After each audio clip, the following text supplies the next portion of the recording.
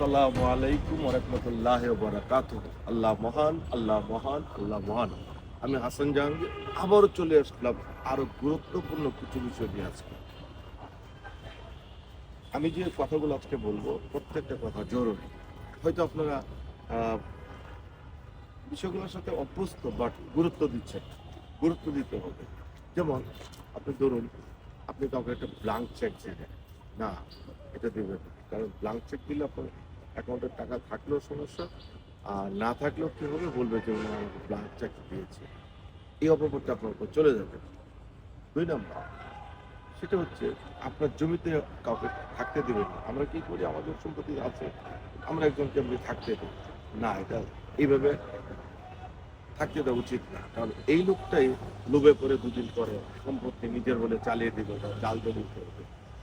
3 number জরুরি কথা, সেটা হচ্ছে ডকুমেন্ট ছাড়া আপনি কাউকে কখনো টাকা দেবেন না, লেনদেন করেন, এটা হচ্ছে একটা ভয়ঙ্কর বিপদ ডেকে নিয়ে আসবে। কারণ আপনি যে যাকে টাকা দিচ্ছেন বলবে দিচ্ছেন, দেন না, আপনি কি করবেন? কিছু করেন না।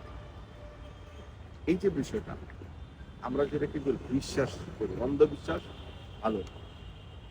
3 নাম্বার হচ্ছে টাকা গুনে নেওয়া এবং গুনে দেওয়া, এটা কিন্তু সুন্নাত।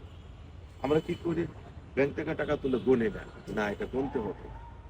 আপনি গুনলেন না, আপনি 1,000 টাকার একটা বা 2টা সেরা নোট পাইলেন, এটা কিন্তু আপনি আবার পরবর্তীতে ব্যাংকে যান, নিবে না, বলবে যে না আমরা দিই না।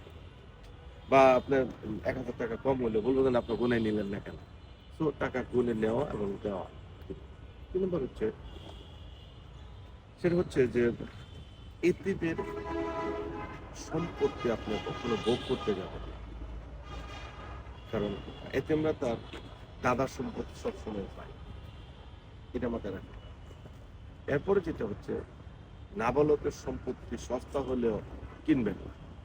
নাবালকের সম্পত্তি এই জন্য বললাম, যার বয়স 18 হয় না তার কাছ থেকে সম্পত্তি কিনলে আপনার কোর্টে হেরে যাবে। এই জন্য নাবালকের সম্পত্তি কিনতে হয়। তারপরে যেটা হচ্ছে, সেটা হচ্ছে আরো ইম্পর্টেন্ট, বাস্তবতার সাথে যে বিষয়টা মিল আছে, সেই মিলটা হচ্ছে যে আমরা যাই করি পূর্ব সিদ্ধান্ত ছাড়া করে ফেলি। পূর্ব সিদ্ধান্ত ছাড়া যাতে আমরা না করি, এই জিনিসটা মাথায় রাখতে হবে।